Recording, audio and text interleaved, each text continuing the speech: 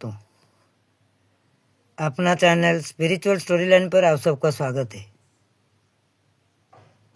दोस्तों, मैं हमेशा कोशिश करता हूँ आपके लिए अच्छे से अच्छे स्टोरी लाने के लिए, और बहुत कुछ कहानी देखने के बाद मुझे जो अच्छा लगता है मैं महसूस करता हूँ आप सबको अच्छा लगेगा। इस तरह का स्टोरी मैं बनाकर आपके लिए वीडियो रखता हूँ। आज भी मैं एक ऐसा कहानी लेकर आया हूँ जो आशा करता हूँ कि आप सबको अच्छा लगेगा, क्योंकि वो बहुत पुरान में लिखा गया है। ये कहानी मैं जानता हूँ आप सब जानते हैं, फिर भी आज भी इस कहानी को सुनने के लिए बहुत सारे लोग इच्छुक रखते हैं, क्योंकि अब तक भी ये कहानी ऐसा धार्मिक कहानी है और धर्म पुराण के शास्त्र में इस कहानी को ऊंचा दर्जा दिया गया है। तो आशा करता हूँ आज की कहानी भी आप सबको अच्छा लगेगा। आप सब मेरे साथ बने रहिए, पूरे वीडियो को देखिए, उसके बाद कमेंट भी कीजिए,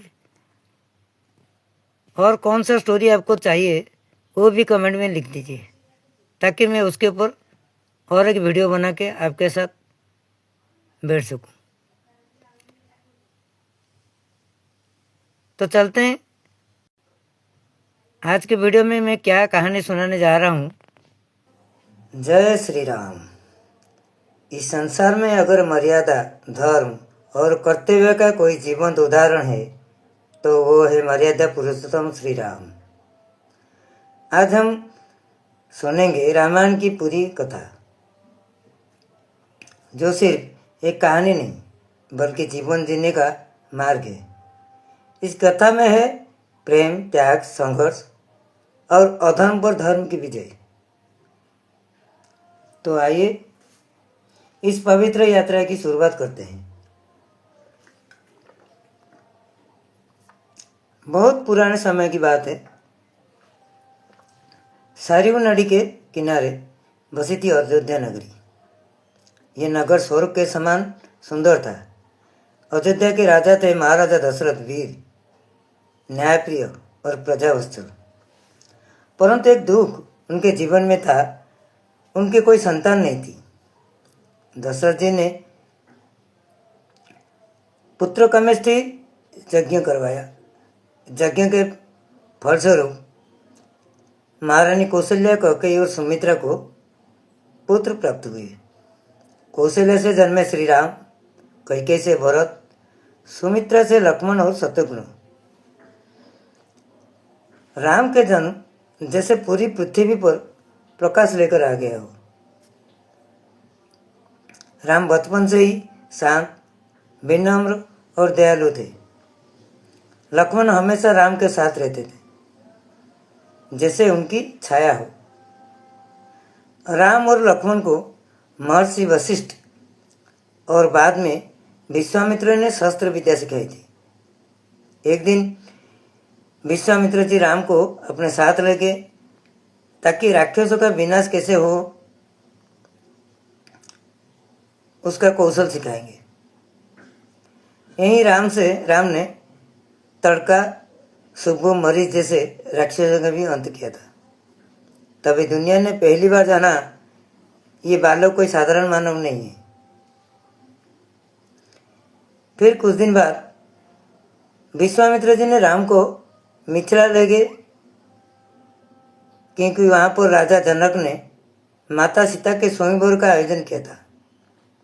शर्त सिर्फ उनकी एक थी, जो शिव धनुष को उठा के तोड़ देगा वही सीता से विवाह कर सकेगा। बड़े बड़े राजा असफल रहे।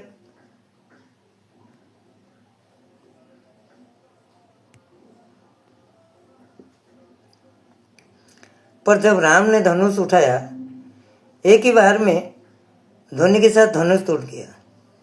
सीता ने राम को फिर वरमाला पहना दिया। अयोध्या में राम सीता का विवाह हो गया। पूरा नगर उत्सव में डूब गया। समय बीता गया, राम जवान हुए। महाराज दशरथ ने राम को अयोध्या का युवराज घोषित करने के लिए निर्णय ले लिया।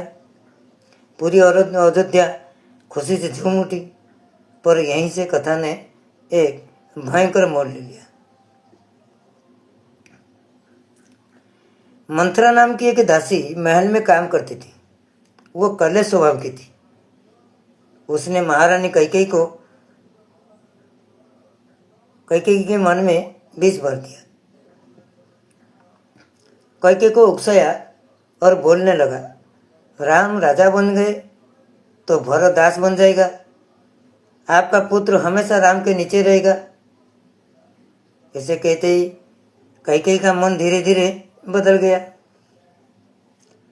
उन्होंने दशरथ जी से कहा, महाराज, आप मुझे 2 वर देने का वादा किए थे, तो मुझे आपसे ये 2 वर अभी लेना है। दशरथ जी स्वीकार किया और कहा, मांगो, क्या मांगना है। तभी कैकेयी ने बोला, पहला वर ये कि राम को 14 वर्ष के लिए वनवास जाना होगा, और दूसरा, भरत को अयोध्या का राजा बनाना होगा। दशरथ जी टूट गए, सोच में पड़ गए। पर वचन बंधन में बन चुके थे, तो बोला, ठीक है, आप जैसा चाहते हैं वैसा ही होगा। फिर जब राम को वनवास का संदेश मिला, उनके मुख पर कोई शोक नहीं था। राम बोले, पिता का वचन से बड़ा कोई धर्म नहीं है। मैं 14 वर्ष वनवास के लिए तैयार हूँ। तभी सीता माँ ने कहा, जहाँ राम वही सीता, मैं भी अपने राम के साथ वनवास जाऊंगी। और लक्ष्मण, जो कि बचपन से कभी भी राम से अलग नहीं रहे, तो उन्होंने भी साथ चलने की जिद पकड़ी। ऐसे ही तीनों ने राजमहल छोड़कर वन के रास्ता पकड़े। अयोध्या रो रही थी, पर राम के मुख पर कोई गिला शिकवा नहीं था। वो पिताजी की आज्ञा पालन कर रहे थे। फिर आया उनकी वन की यात्रा। अयोध्या के राजमहल से जब श्री राम, सीता और लक्ष्मण वन की ओर चले, तो पूरी नगरी रो रही थी। महाराज दशरथ अपने प्राणों पर नियंत्रण खो बैठे थे। राम की जाते ही अयोध्या के सूरज डूब सा गया। कुछ ही दिनों बाद दशरथ जी का देहांत हो गया।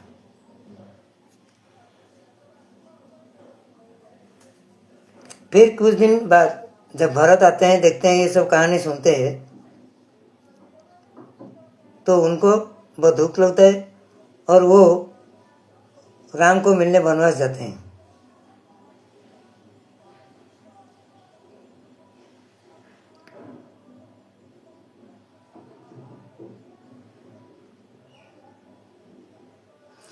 भरत ने राम को राज्य लेने से इनकार कर दिया। वे तुरंत वन की और निकले और राम के चरणों में गिर गए। भरत बोले, राज्य आपका है भैया, मैं सिर्फ सेवक हूँ। ये कहते हुए भरत जी ने राम जी का पादुका मांगे और बोले कि भैया, ये पादुका अब से आपके सिंहासन पर रखे जाएंगे। आपके आने के बाद आप ही सिंहासन पर बैठेंगे। ये हमारा पिता दशरथ का इच्छा था। ये कहते हुए भरत जी लौट गए।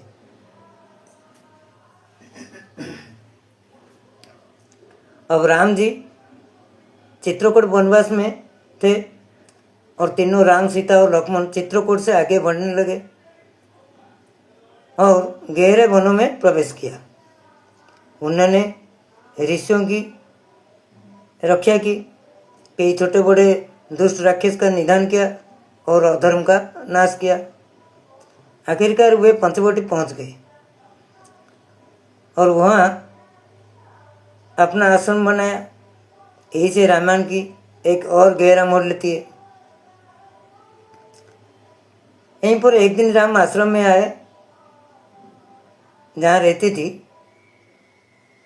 भक्त सबरी, जो कि प्रभु राम का बहुत बड़ा भक्त थी। सबरी वर्षों से राम का इंतजार कर रही थी।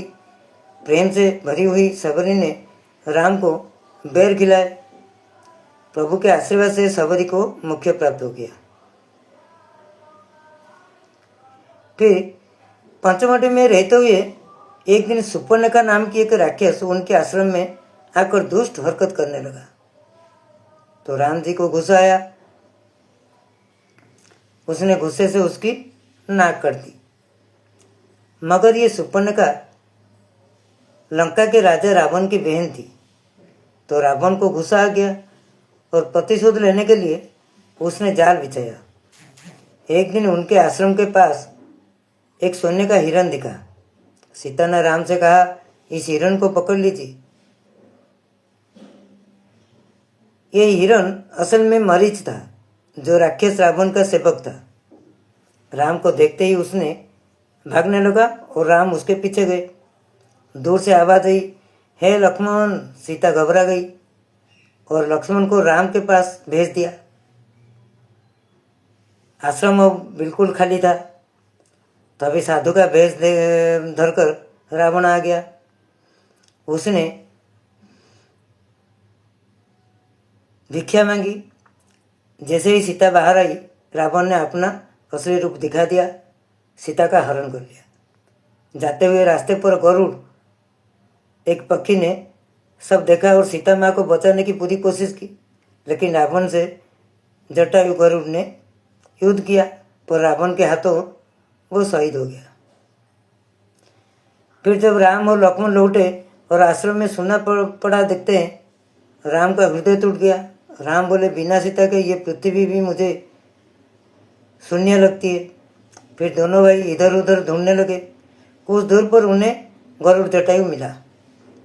जटायु गरुड़ ने अंतिम सांसों में सीता हरण का सत्य बताया। राम ने जटायु का अंत्येष्टि संस्कार किया और अपने पिता सम्मान जैसे किया। फिर सीता की खोज में राम और लक्ष्मण ऋष्यमुख पर्वत पहुंचते हैं। ऋष्यमुख पर्वत पर जब राम और लक्ष्मण आगे बढ़ते हैं, एक वानर ब्राह्मण के वेश में उनके पास आया। उसकी वाणी मधुर थी, नेत्रों में तेजस था। यही थे हनुमान। हनुमान ने कहा, मैं सुग्रीव का सेवक हूँ, आप कौन हैं? राम ने अपना परिचय दिया। हनुमान ने तुरंत पहचान लिया, ये कोई साधारण मनुष्य नहीं है। वे चरणों में गिर पड़े।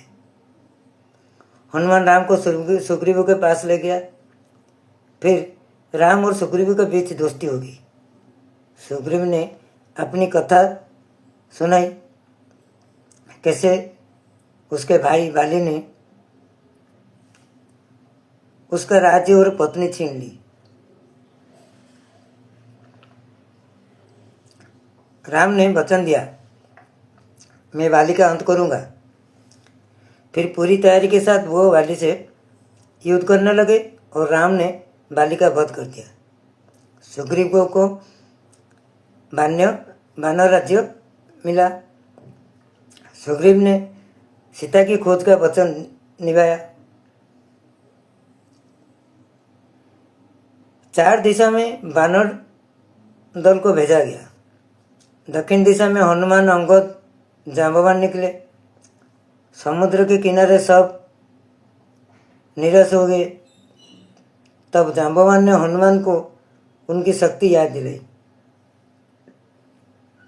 हनुमान ने अपना विशाल रूप धारण किया।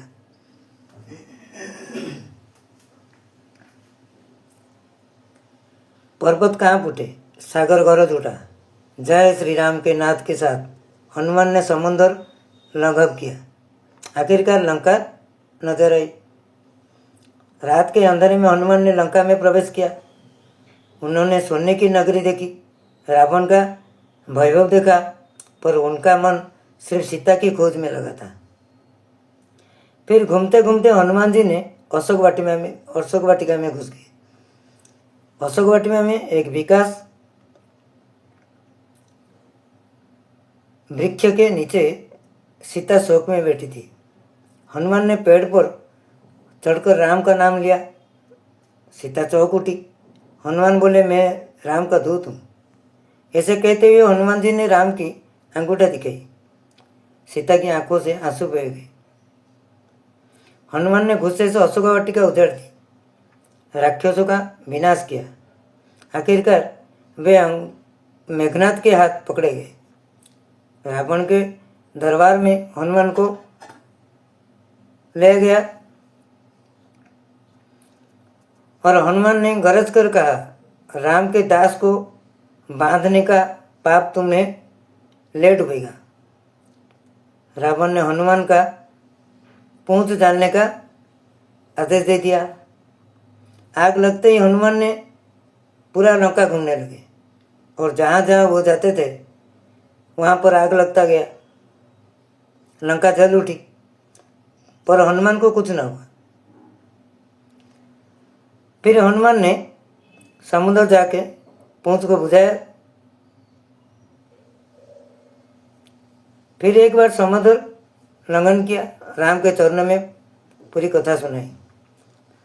राम बोले, अब लंका का अंत निश्चित है।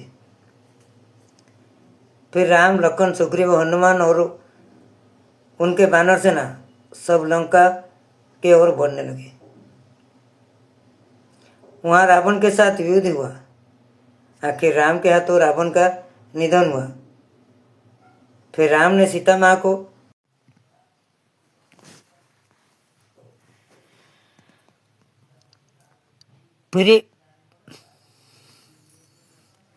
पूरे युद्ध में कितने सारे राक्षस मारे गए, क्योंकि सारा लंका ही राक्षस का नगरी था। उनके भाई कुंभकर्ण का भी वध हुआ। वो भी एक बहुत बड़ा राक्षस था। उसकी खासियत यह था कि वो लगातार 6 महीने के लिए खा रहा था और बाकी के 6 महीने के सो रहा था। उसके निधन पर मानो युद्ध का आधा हिस्सा खत्म हो गया। फिर रावण के पुत्र इंद्रजीत, वो भी कुछ कम नहीं रहता।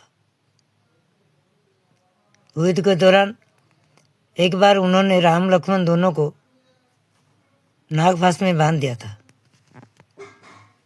फिर बहुत मुश्किल के बाद दोनों भाई ठीक हुए और युद्ध के लिए तैयार किया।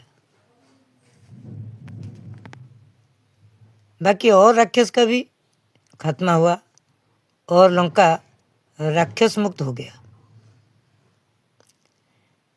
केवल रावण के और एक भाई थे विभीषण, जो धर्म की और चल रहे थे। तो राम ने उनको लंका का नया राजा बनाया और फिर राम ने सीता माँ को वहाँ से लेकर अयोध्या लौटाए। और अयोध्या को देखने के लिए उनके साथ सुग्रीव, हनुमान, जाम्बवान और अंगद, ऐसे बहुत कुछ जो उनके करीब थे वो सब आए। अयोध्या में आते ही सारा नगरी झूम उठा, सब नाचने लगे। लेकिन राम का मन उदास था, क्योंकि वो अपने पिताजी को याद कर रहे थे। सब माताओं ने राम, लखन और सीता माँ की आरती की, लेकिन माँ कैकेयी अपने भूल पर पछता रही थी। राम जान गए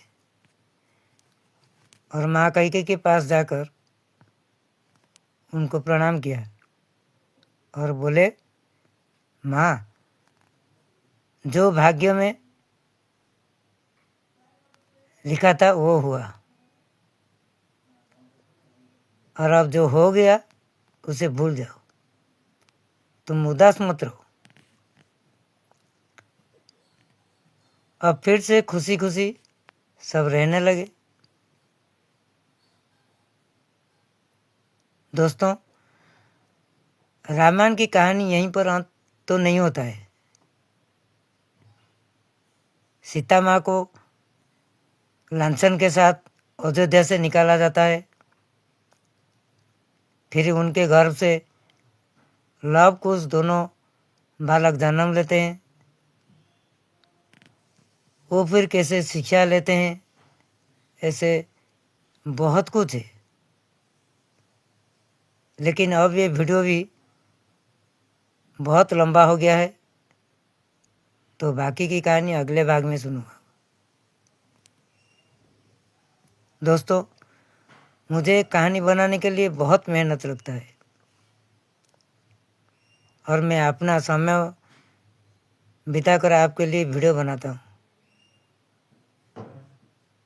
तो आप सबसे एक ही प्रार्थना है कि कहानी कैसा लगा कमेंट में ज़रूर लिखिए।